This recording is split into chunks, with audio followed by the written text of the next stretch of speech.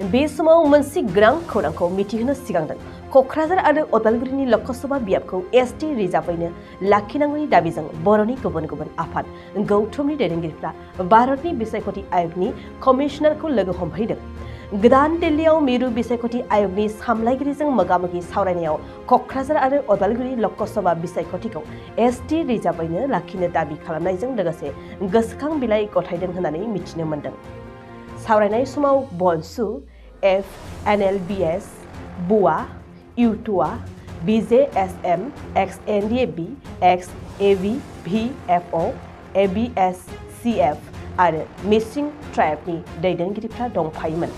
लकसभानि बारग' एमपि सानसुमा खुंगुर बैसुमुतारि दिरेन बर'जों लोगोसे बर'नि गुबुन गुबुन आफाद गौथुमनि दैदेनगिरिफ्रा बे गोनां सावरायनाय समाव बाहागो लादों।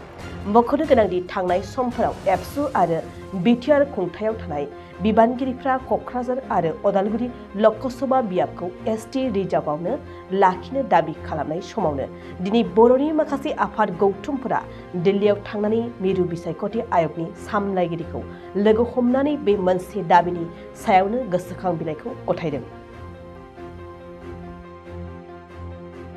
नोंथाङा सानाय सुनाय बेरामनि जेंनायाव गोग्लैदों नामा?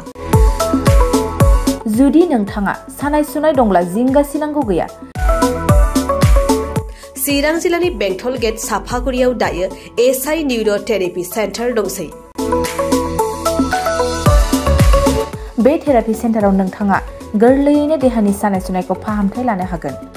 बे आथिं सानायानो जाग्रोदों, ओमफ्राय जानाया एसे सिगांनिफ्रायनो जाखादों, ओमफ्राय बिदिनो गुबुन गुबुन मुलि जाबाबायदों, ओमफ्राय हामाखै। दिनैनि ट्रिटमेन्टआ आङो एसे मोजां मोनसिनबाय। जेरै सिं सानाय, आफादावदै सानाय, मोदोम जरा सानाय,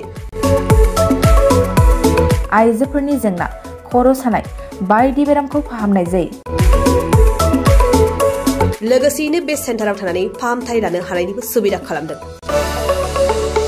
नोंथांमोनहा एसआइ निउर'थेरापि सेन्टाराव फाहामथाय लानो गोसो दंब्ला नैबे मबाइल नम्बर 7620160459 नङाब्ला 9476977956 आव थोंजों सुलाद लानो हागोन।